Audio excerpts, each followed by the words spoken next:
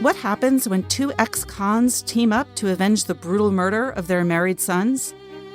S.A. Cosby will be here to talk about his new novel, Razorblade Tears. How do you hunt down a Victorian serial killer? Dean Jobb will talk to my colleague, Tina Jordan, about his new book, The Case of the Murderous Dr. Cream. Elizabeth Harris joins us with news from the publishing world. Plus, our critics will join us for the latest in literary criticism. This is the Book Review Podcast for the New York Times. It's July 16th. I'm Pamela Paul.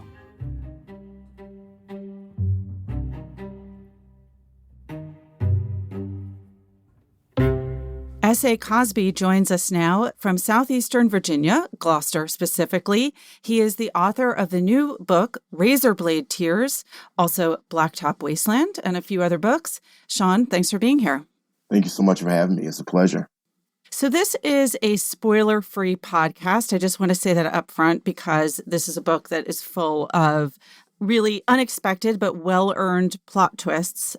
Give us the premise of Razorblade Tears. Basically, Razorblade Tears is the story of two fathers, one black, one white, both ex-cons, whose sons are married. And at the beginning of the book, unfortunately, these two sons are murdered.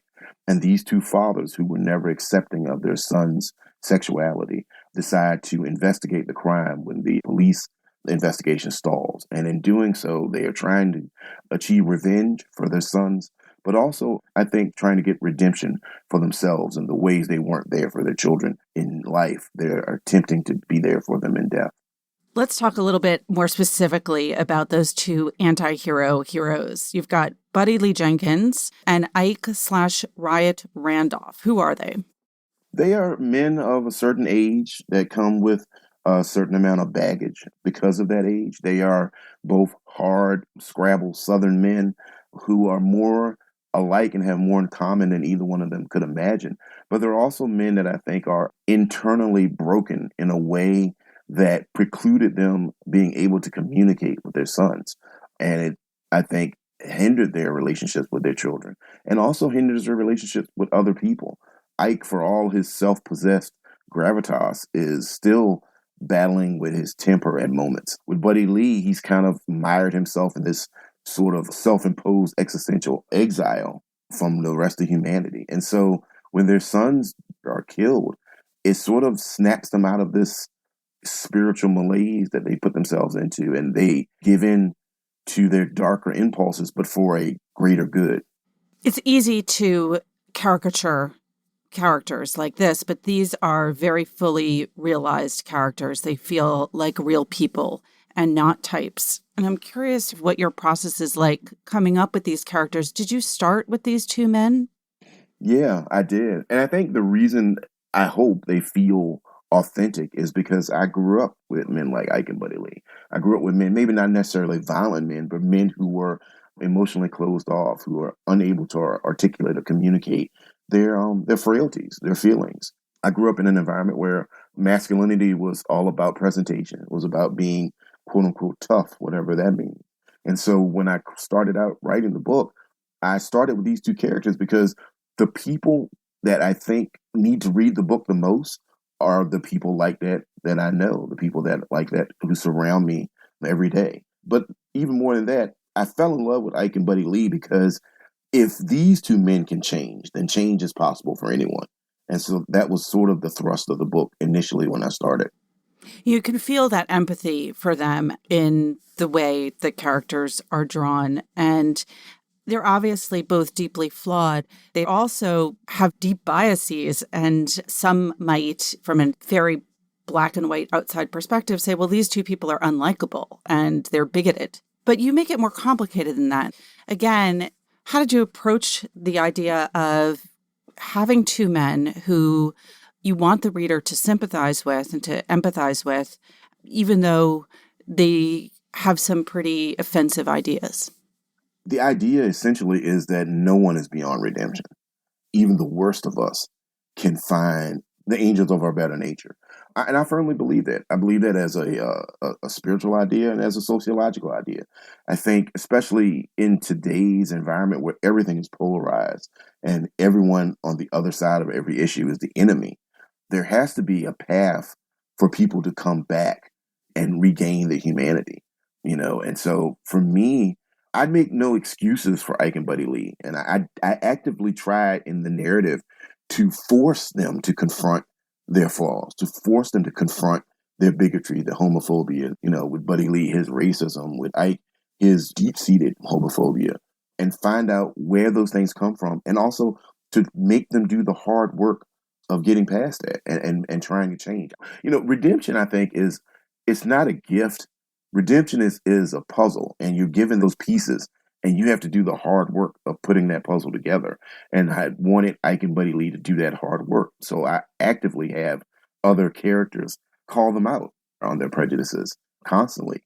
And in doing so, it forces them to change and confront who they are. I can understand if someone reads the book and they don't find that place in their heart to empathize with them. And that's definitely their right. But I hope if you do read the book and you do get to the end of it, that you do see that both of them change and both of them find that path back to their humanity that I was speaking about.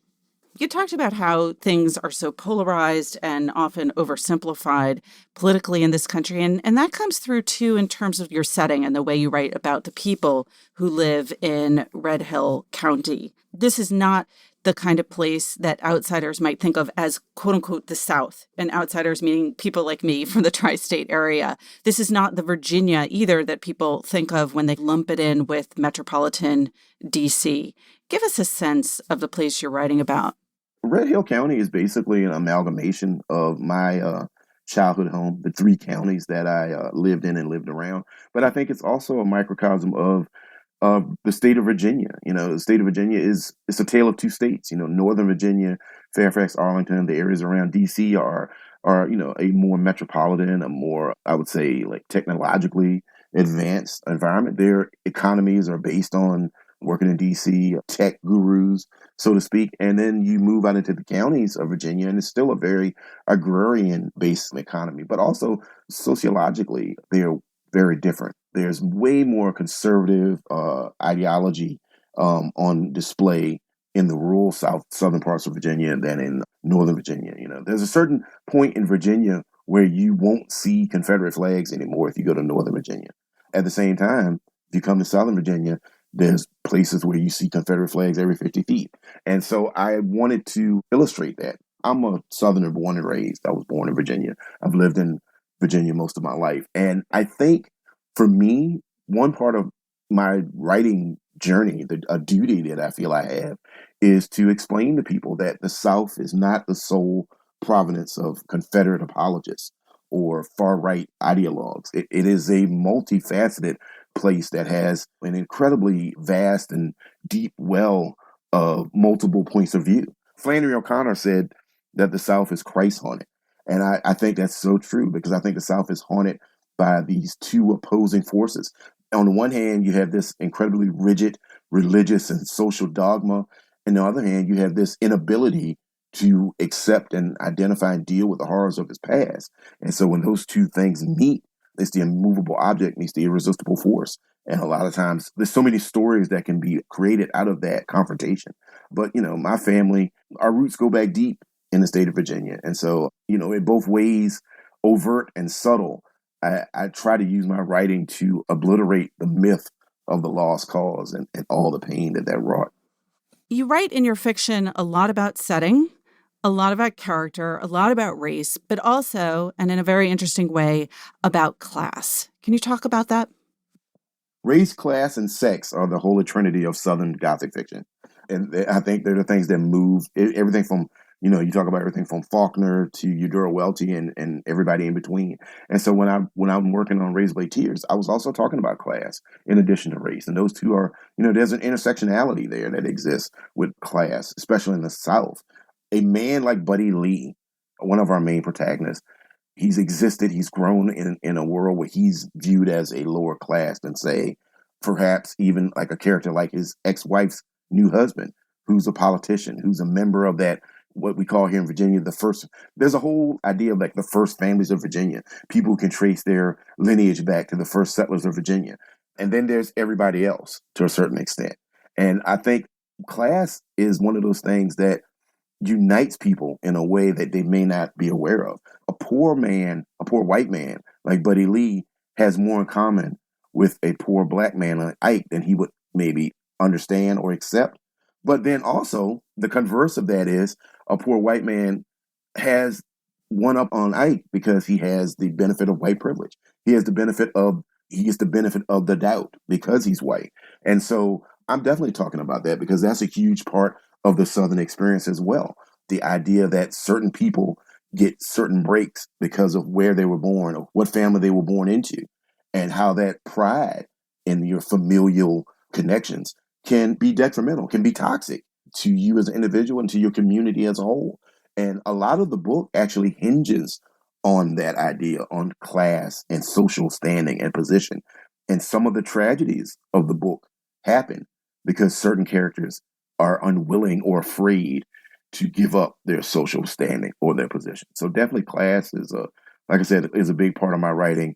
Sex and sexuality was a big part of this book, but it's also a part of all my writing because, like I said, again, those are the foundational principles of the Southern Gothic movement or the new Southern Gothic movement that's, I think, happening today. I mean, you write in a very organic and persuasive way. You draw those comparisons between different forms of bigotry, whether it's based on race or sexual orientation or gender identity. It feels quite deliberate and one instance of several in recent fiction that has made these connections. I mean, one I'm thinking of, which is not Southern Gothic, but Britt Bennett's book, The Vanishing Half. And I mean, actually, I'd be curious to hear more about what's going on with Southern Gothic or the new Southern Gothic on those issues. Are you part of a group of writers who you think are doing this?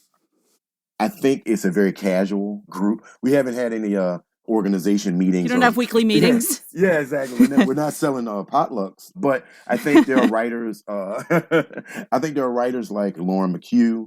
I'm thinking of like Donald Ray Pollock. I'm thinking of writers like Steph Post, Ace Atkins, Southerners, Appalachian writers also are taking this idea and kind of running with it, like David Joy, writers who are taking the traditions of Southern rural Gothic noir fiction and using it to examine, again, the intersectionality between race, sexuality, gender identity, LGBTQ rights, indigenous rights, class, and so on and so forth. And I think that's a good thing. I think that's when Southern fiction, rural fiction, is at its best. But like you said, there are other books that are also tackling that. And like I said, and I love The Vanishing Half. It's such a great book. And it's talking about very similar issues from a different perspective, geographically speaking or regionally speaking. But it's also challenging the readers. And I think that's the ultimate goal of any writer, regardless of your demographic or regional background, is that you want to challenge your readers to think and think about things in a way that is definitely outside their normal purview. For me, that's the high bar that I'm trying to reach with all of my writing, Razorblade Tears included. You mentioned this phrase Southern Gothic, New Gothic, Neo Southern Gothic. People often describe your work as Southern Noir, as Neo Noir, as Rural Noir, as terms like pulpy and edgy and gritty. Sometimes your work is described as crime fiction, other times as thrillers. How do you see these labels, and is there a way in which you view your own work? I think labels are cool. I think they're all right. But I think also that a lot of labels are made by the very talented and intelligent people in publishing and marketing as a way to sell books, which is fine because I definitely want to sell books. So you can end up on the right bookshelf and in the right category online. Exactly. And get the right eyes on your work, And so, because at the end of the day, it is an art, but it's also a business. But that being said, what I see my writing is I gladly accept the label Southern crime noir fiction writer. I'm not ashamed of that. I think there is always going to be this, for lack of a better word, snobbish, obnoxious line of demarcation in some people's minds about fiction where certain things are not viewed as literature and certain things are.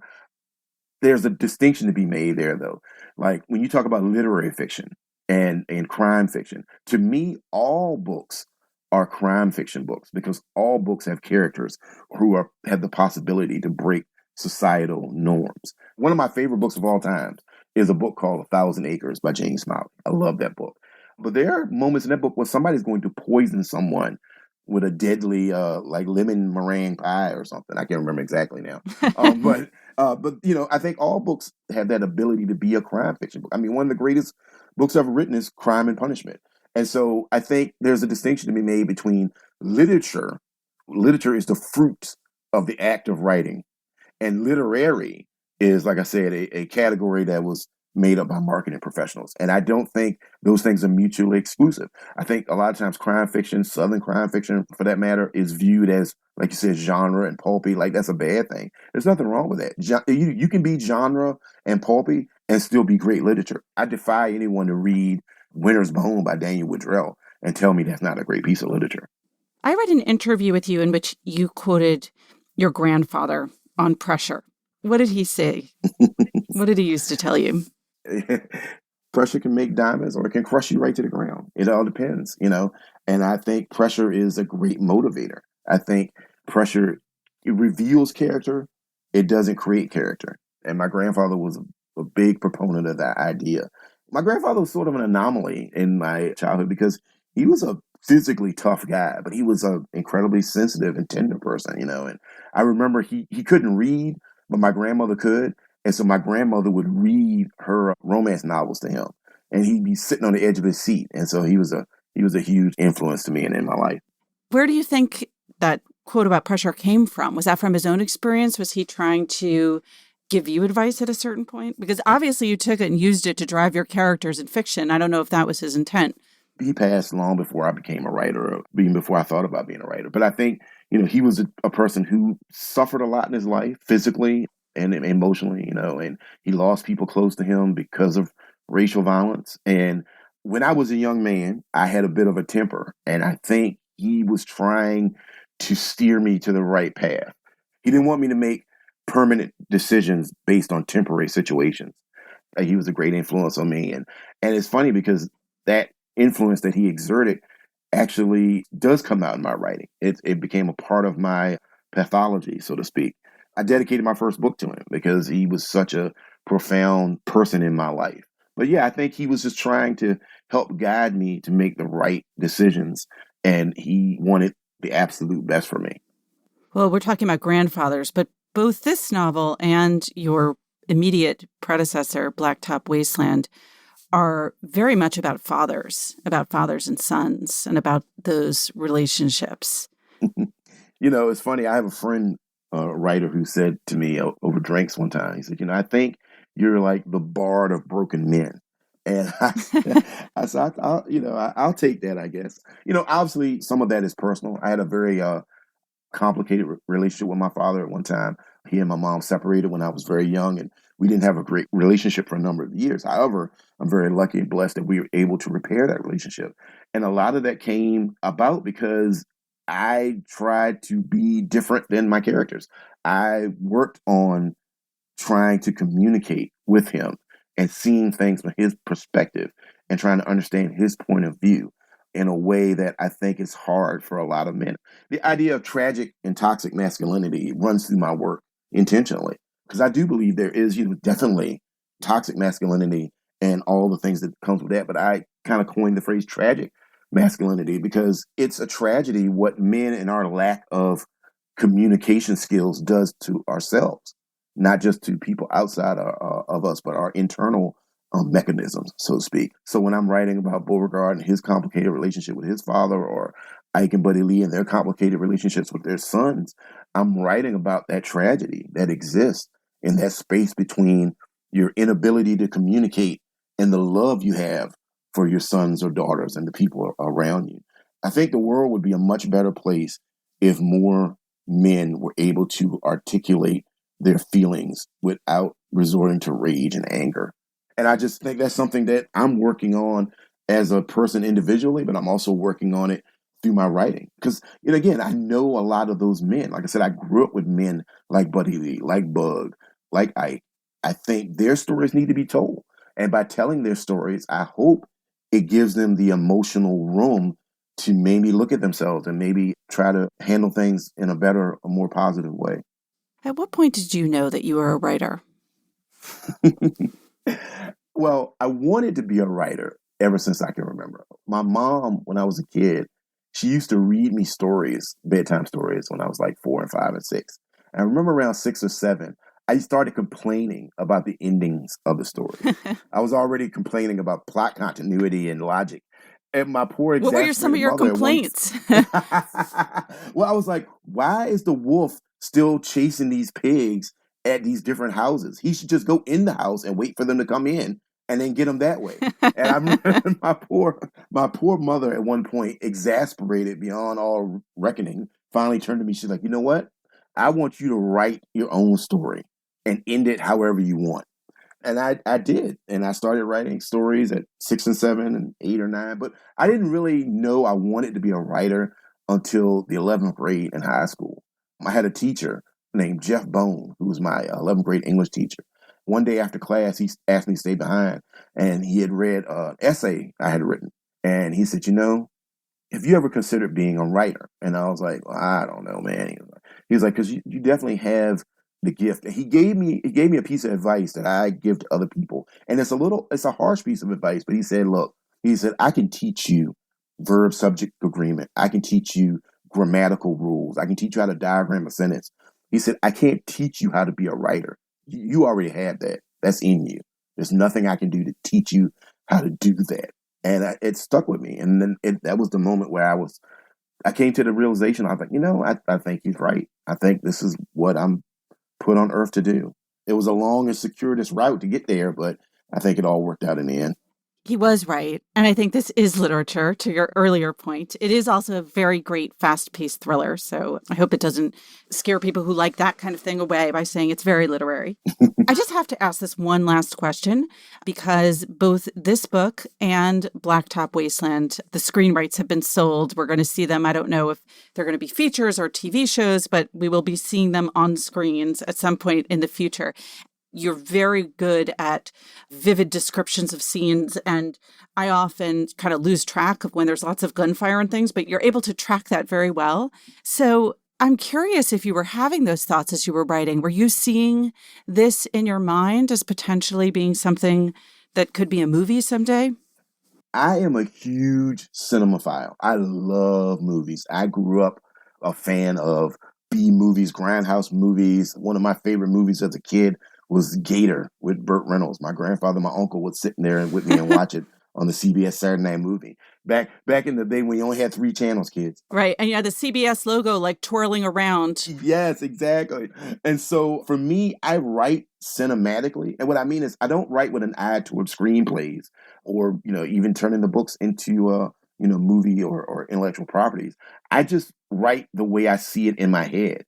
And so the way I see the story in my head, the way the story unfolds for me is cinematically. Like when I'm writing, I see close-ups on Ike and Buddy Lee's face. I see wide shots. I see tracking shots. I see things in the language of movies, but I use it to write the story in a way that is, I hope, all-encompassing. I hope people feel that when they read the book, because that's the way I'm seeing it.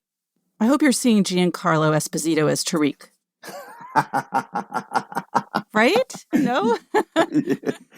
I do. I do. I think every writer does this. I did. You do fantasy screencast it when you're writing. But I don't want to say who I saw in my head because I don't want to make that the image that readers have. But I definitely did some fantasy casting when I wrote both Blacktop and Razorblade Tear. All right. Well, when these things are on screen and it's all said and done, I want to find out who your personal casting was. Definitely. Okay, Sean, thank you so much. This book is a lot of fun, and it's also just a great work of literary fiction. Congratulations. Well, thank you so much, and thank you so much for having me. I truly appreciate it. S.A. Cosby's latest book is called Razorblade Tears.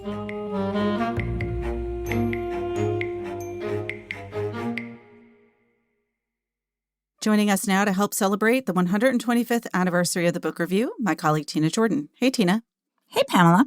So I'm going to bring you a little item from the book review that ran on Saturday, September 22nd, 1900. Don't forget that back then, the book review did appear on Saturdays. And the book review was weighing in to what was then a current fad called, What 10 Books Would You Take With You if you had to pass the rest of your life alone on a desert island? This is the thing that everyone makes fun of now, and yet, it has a long history. It does. This is 1900. So the book review is suggesting the Bible and Milton and Shakespeare and Life of Johnson and Homer and Dante. And this is actually a very interesting piece because it says, look, it understands that most people have a discrepancy between the 10 books they say they would take to a desert island and the 10 that you most often read and enjoy at home. But here's the editor's argument to book review readers. These are the books for the silences of life. The Bible, Dante, Homer, Milton are books of the silent times. The suburbanite has steeled himself, of course, for anything, but he would die so soon on a desert isle where there were no trains to run for that the burial service should be all the literature he could want. In pure literature, the class of silent, quiet books is not a large one. So often there's offered a new and very modernly urban kind of book. Can the new book be read amid the insistent distractions of city travel? The bookseller who assures you that it can unconsciously shuts it out from the small group of the greatest. Do I have to rethink my desert island list, Pamela? I want to know at least one of the books on your desert island list, Tina. Stephen King's The Stand. I knew you were going to say that. You did? Well, it's long. It's long. And I know you love Stephen King. Right. So there you go. And you? One book on yours? Oh, does the OED count as a single book if it's the full complete set? No, it does not, Pamela. It's many volumes. I'll give you another answer. And it's related to another podcast. And it's a podcast that you recommended to me, Tina, which is the History of English podcast, which I love. And Where I Am Now, which I think is around episode 70. I'm sure you're way ahead of me. It has me wanting to turn back to the Canterbury Tales. And I think that if I brought the Canterbury Tales, that possibly I could teach myself Middle English while I were there. There you go. All right, Tina, thanks. Thanks, Pamela. Joining me today is Dean Jobb, the author of The Case of the Murderous Dr. Cream, The Hunt for a Victorian-Era Serial Killer. Dean, welcome. Thank you.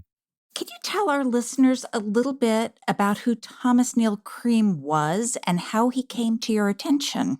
He's a really shadowy monster figure in Victorian crime, a surprisingly forgotten figure.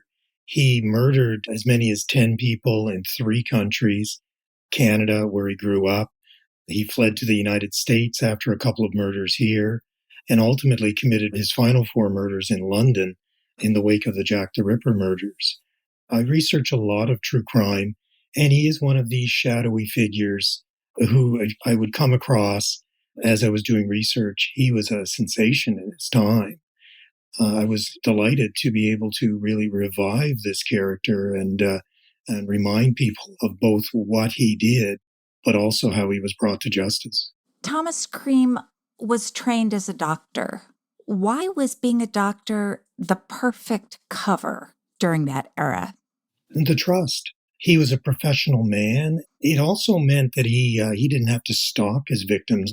His victims came to him. And for the most part, they were young women. They were either sex workers or young women who had gotten pregnant. And he set himself up as an abortionist, would perform illegal abortions. And women were desperate for his services at that time. The idea of a woman having a child out of wedlock was described as a living death at the time. So he had the trust of his patients turned victims, but also his stature as a doctor meant that he was often above suspicion or was given enough benefit of the doubt that he could escape suspicion or in the wake of a sudden death and move on. Why do you think he turned to murder? It's a really hard question to answer at this distance. There was a lot of madness in what he did, but also some calculating method. His means of killing was strychnine that he incorporated into medicines he compounded himself. And at some point, he decided some of his patients would die.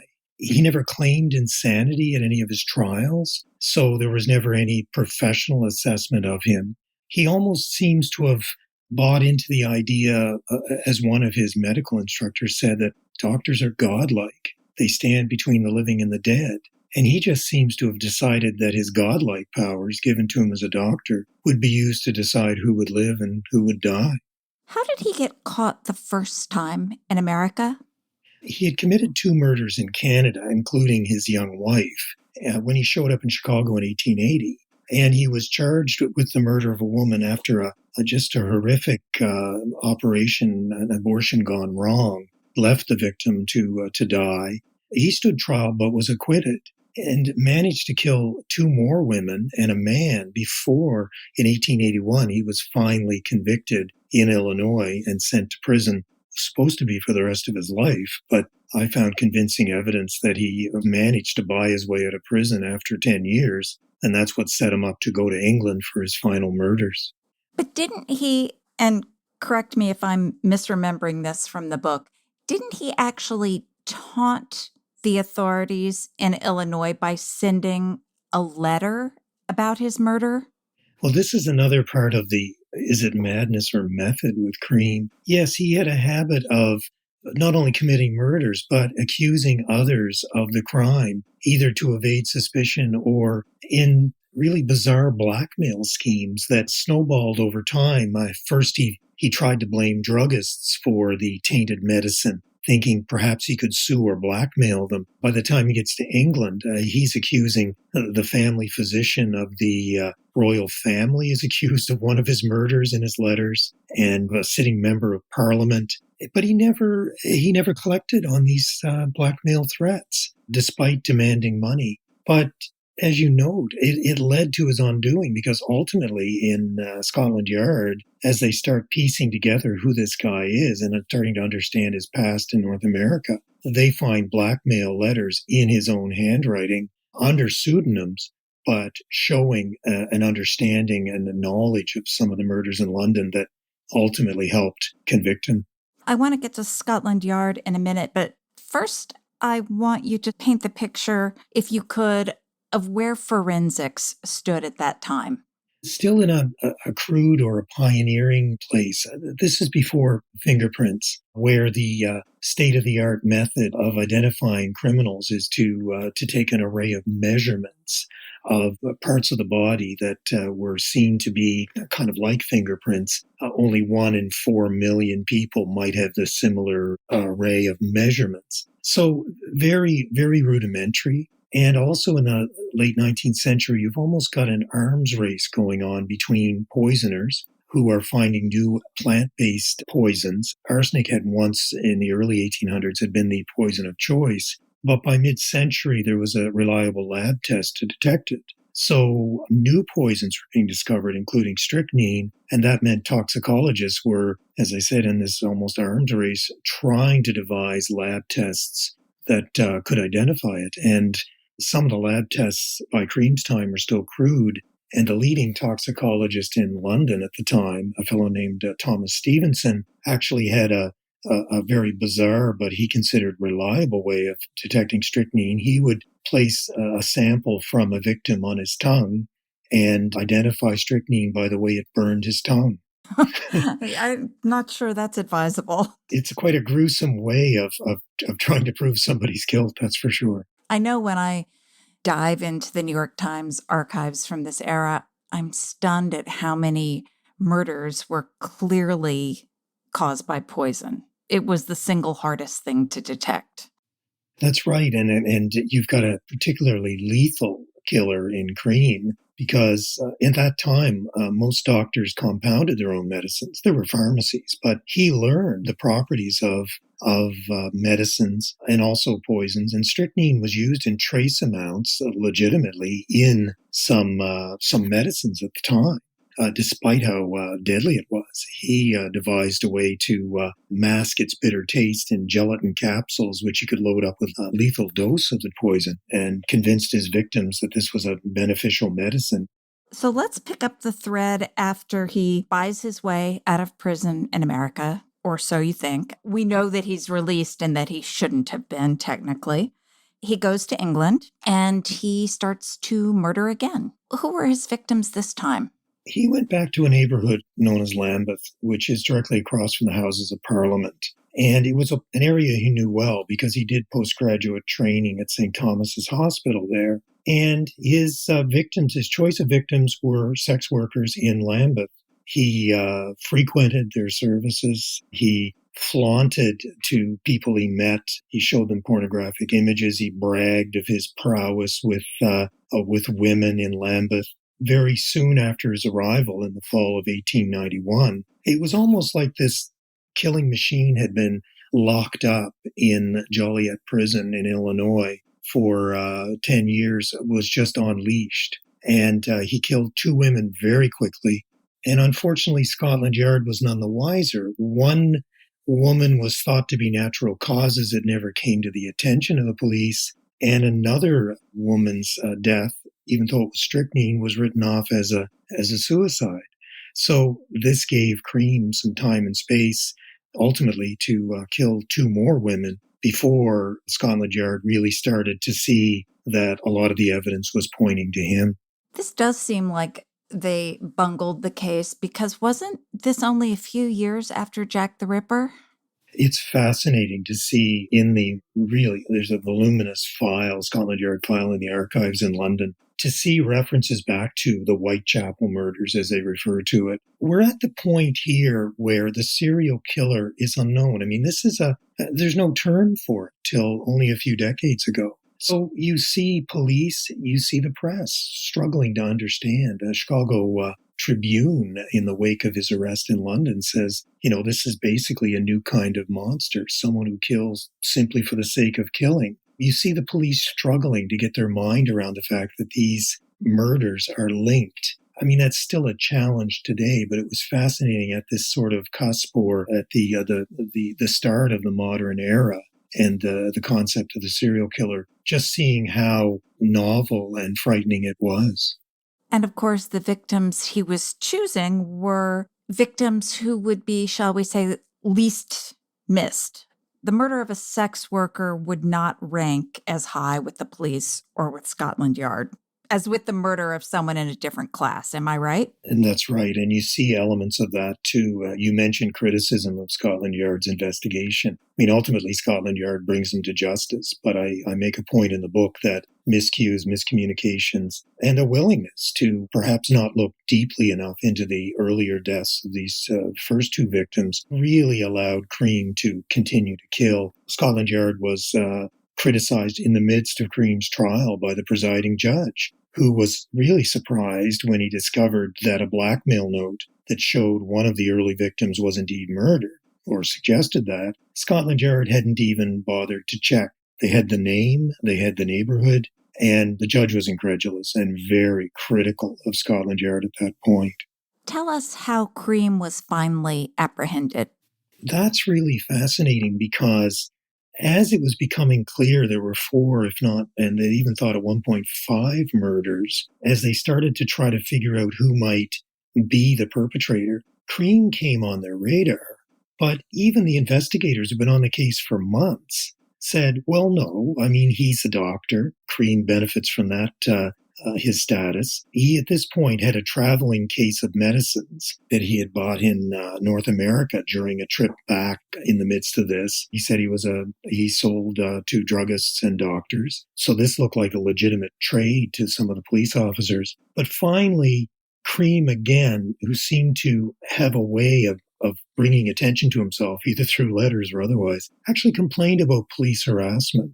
He was being followed because he was one of the suspects. And this gave Scotland Yard headquarters the pretense to send a fellow named Inspector Tunbridge in. And ostensibly, he was there to talk to Cream and sort out Cream's concerns of police harassment. But what he really was doing was reviewing the file that had been amassed. And once he looked at it and saw descriptions that matched Cream, the other evidence, and then ultimately the handwriting evidence, that was the big break in the case when he told his superiors in May 1892, just on the eve of arresting Cream, that all the evidence points to Thomas Neal Cream. You mentioned earlier that you saw the Cream file at Scotland Yard. Can you just talk to me about what some of the most fascinating letters you found in those archives were?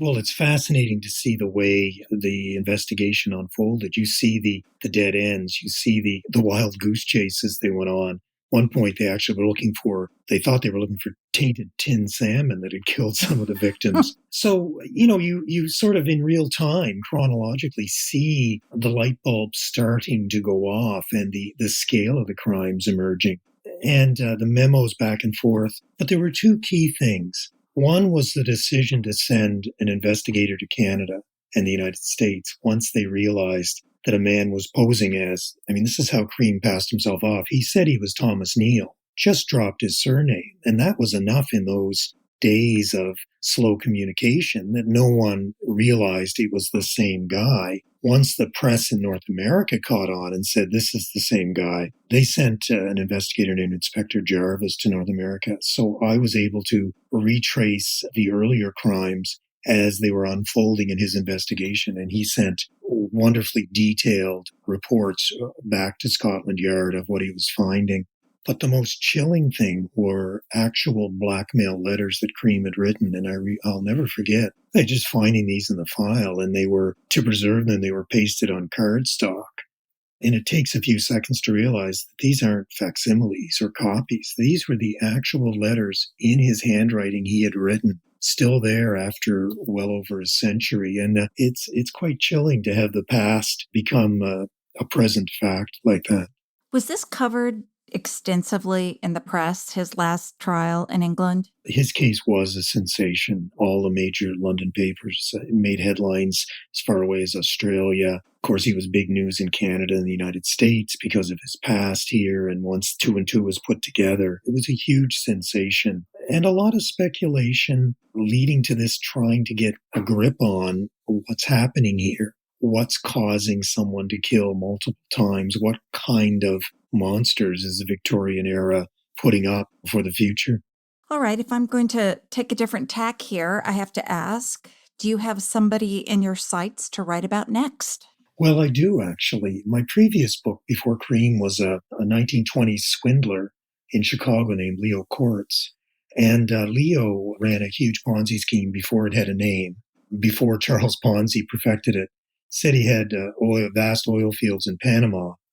The gig was up for him when his investors boarded a steamship and he sent them off to go tour the oil fields. I was lucky enough that Leo then skipped town and came to Nova Scotia. That's how I found that story. So I've got a new fascinating character that I've just discovered in the last couple of months that takes me back to the 20s and the jazz age. This time it's it's a Lupin type of gentleman thief. So I'm pretty excited about that.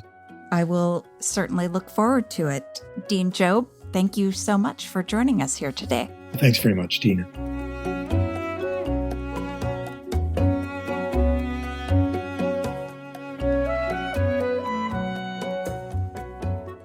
Elizabeth Harris joins us now with some news in the publishing world. Hey, Liz. Hi, Pamela. So this week, Jordan Pavlin was promoted to editor-in-chief at Knopf, which is one of the most prestigious imprints in the book industry. They've published presidents and prime ministers, Toni Morrison, John Updike. And for more than 30 years, it was run by a guy named Sunny Mehta, who was this looming figure in the book world, and who was both editor-in-chief and publisher at Knopf. He died at the end of 2019, and those two big jobs have now been split.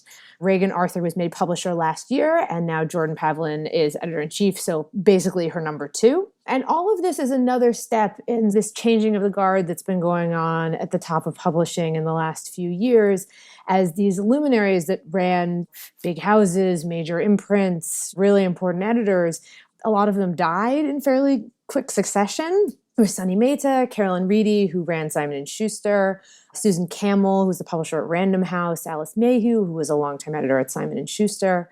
And so, there's been a lot of change at the top in these places, while there's also other things going on, like a pandemic and things like that. So there's been a lot of shifting at publishing over the last couple of years, and this is sort of the latest big step. Okay, I have a question. Why did they not name Reagan Arthur publisher and editor-in-chief as they did with Sunny? I don't know. I didn't get into that with them, to be completely honest. But so I'll give you a quick answer on that. It does sort of make sense. I mean, these are two really big jobs and they do sort of different things. The publisher manages the business side of things. I mean, Reagan Arthur is very editorially minded and is still very involved in editorial. But now there's someone who really focuses on the editorial side of things. And the business is really different than it was, 35 years ago when Sunny took over at the top. What kind of books is Jordan known for? Who are some of her authors? So some of her big authors are Jesse, who wrote Homegoing, and Tommy Orange, who wrote There, which were some big books. And she's known for having a great eye for debut writers. Excellent. And what about nonfiction? Does she edit nonfiction as well? Yes, she also does nonfiction. Some of her big recent ones were Danny Shapiro and Rick Bragg were some of her recent authors. What are you reading, Liz? Ooh, fun. Well, let's see. I just finished I Love You, But I've Chosen Darkness by Claire V. Watkins, which comes out in October, which is a good title, I think, which is about a writer who has a baby and she's really ambivalent about motherhood. So she goes on a trip away to give a book talk and then basically disappears on her family. So a lot of it is about her relationship to her husband and to motherhood, but more is about the family she comes from. I'm sure her mother was an extremely smart person with a drug addiction. Her father was in Charles Manson's cult. So it's got a lot going on and it'll be out in the fall. Right. So mortals will be able to read it. Right. Or non-publishing people come October.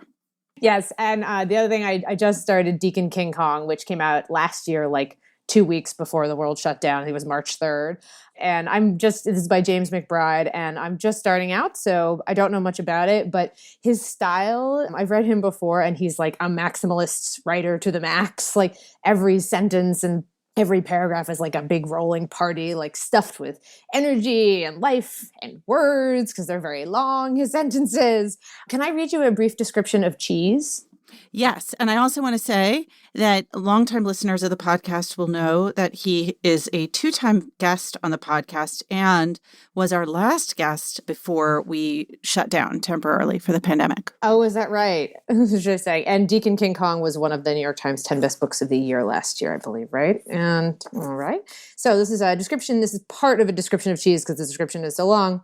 This was fresh, rich, heavenly, succulent, soft, creamy, kiss my ass, cows gotta die for this, delightfully salty, moo ass, good old white folk cheese to die for, cheese to make you happy, cheese to beat the cheese boss, cheese for the big cheese to the end of the world, cheese so good it inspired a line every first Sunday of the month. That is only part of this description of cheese, and that is all one sentence. So, wow. Yeah. And then the last thing I am reading is a collection of Emily Dickinson's poems called Emily Dickinson's Poems as She Preserved Them by Christine Miller. And it's an interesting collection because she published very few poems during her lifetime, though she wrote almost 2,000 of them. And so traditionally people have tried to put them together chronologically, though no one exactly knows when things were written. But this collects them as she did. Like she sewed some of her books together into like these kind of pamphlet, like mini books. I mean, some of her poems together into these mini books. Then she also copied some of them over really nicely. And then others were just sort of more scratched out. And so it kind of tries to say these maybe were the ones she was preserving for posterity. These are the ones she put in some books. And then these are the other ones. And so it's an interesting, and it's fun to read. It also has good footnotes and alternate words she was experimenting with and stuff like that. So are you a multiple book at a time kind of person, Liz? I am actually not. I will read poetry and a book at a time, and like one book generally. I like to be monogamous while I'm reading, but sometimes for work I have to read more than one thing. But poetry, I'll kind of like read a couple poems a night, most nights, just sort of as I'm going along. How about you? I've become a promiscuous reader during quarantine, and I don't think I'm ever going to go back. Interesting. You prefer it, or are you just used to it now? You know, I have a very strong inner school marmish quality where I'm quite strict about certain kinds of things. And one of them was that I just felt you were not allowed to read more than one book at a time. Like part of me was like, that's not okay. And then I realized, why not? Why not? Like, who said so? Who said so? You could watch multiple TV shows at the same time. You could eat different foods in the same day. Like, it's okay. It's more than okay. It's good. So I join you. Well, good. I think I'm working on is I'm trying to get better about not finishing books I'm not enjoying. It's so hard for me because I feel like I should finish them, but I'm like, life is short and you can only read so many books, but it's very difficult for me to put them down.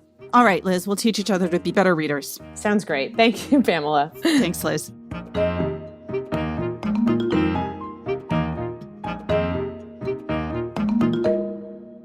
Joining us now are critics Jennifer Salai and Dwight Garner. Hey, guys. Hey, Pamela. Hi, Pamela. Dwight, tell us about the novel you reviewed this week. Well, Pamela, it's this writer I've been interested in for a long time. Her name is Carolyn Farrell, and she's a Brooklyn-born writer who had a short story there was this big anthology that came out around the turn of the century called Best American Short Stories of the Century, and it was edited by John Updike.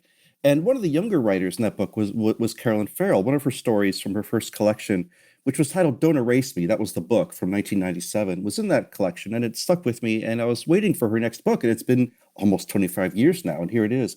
It's a novel called Dear Miss Metropolitan, and boy, it's a hard thing to read. I mean, the story is about, it's sort of based loosely on these Cleveland kidnappings in which this guy kidnapped these young girls and kept them in a basement for nearly a decade, and that's the story here, too, and it was so hard for me to read. Yeah, I've heard this is like a really, really dark book. And I had no idea because the title, Dear Miss Metropolitan, I thought it was about a posh all-girls school and the goings-on between the students. Yeah, I thought it would be, Nathaniel West, Miss Lonely Heart sort of book, an advice columnist. And the cover is all sparkly, it's got sparkles on it and looks like a bright, happy thing, and it's not. And, and she's a very talented writer. This book is hard to read in more ways than one. The subject matter is hard, and her style in it, she kind of chops it up, and it's lists and it's spells and it's conversations, and it's very choppy and very dicey, and it's hard to sink into it. It never quite warms in your hands, and yet I never mistake the book for the work of an untalented writer. What was her previous book like? Well, Don't Erase Me, the stories in it were sort of bright, young, underachieving, but street smart young people, largely in and around New York City. And it just had a lot of, I would say, fleetness. It was just smart and alive. And this book is smart and alive, but everyone's stuck into it, stuck in a basement and tortured, and horribly tortured for 400 pages. The subject matter, to be honest, you don't see a lot of the torture is sort of talked about more than witnessed in the book. It's not so excruciating. It's just the lists of details. I will admit I was slightly disappointed by this book. I do think it's a serious novel, and I think that Carolyn Farrell's a serious talent. Well, hopefully it won't take her, how many years was it? God, almost 25. 25 years to write her next. So, Jen, what did you read this week? So this week I read Democracy Rules by a political theorist at Princeton named Jan Werner Muller. I hope I'm pronouncing his name right. And it's one of these little books of theory, which I know sounds probably off-putting to some people, but it really opens up new ways of thinking. And one of the great things about Muller is that he also happens to be a truly elegant writer. For the past 4.5 years or so, I think we've seen a lot going on, and I think a lot of people have been questioning what's happening to democracy, not only in the US, but also around the world. And I felt like a book like this really encourages us to look at fundamental questions about what's going on. So to cut through all the noise and to basically ask, okay, what is it that we mean by democracy? So if we think it's in trouble, what do we think that we're actually losing? And so he really goes back to the first principles, and he talks about the more familiar ones that animate democracy, like liberty, equality. But then he also talks about a third one, which I found really particularly interesting, which is uncertainty. He has this, I think, really telling quote from Peter Thiel, of all people, the founder of PayPal, and the libertarian who also became a Trump ally, who said that competition is for losers. And, Thiel was saying that to say that competition is bad, essentially that somebody who was truly a winner would want to get rid of the competition. And what Muller says is that in a democracy, that's actually what you don't want to do. Competition and democracy is for losers, and that's a good thing, which is that in a democracy, you're going to have winners, you're going to have losers, but they can't always be the same people or the same party. When we talk about what's been happening, when we talk about the Trump era, I felt like this was something that really clarifies things and I think raises some interesting questions for people to ask. All right, if we piled up all the books with democracy in the title, all the books with populism in the title, and all the books with tyranny in the title that have come out in the last 4 years, which pile would be highest? Oh, God.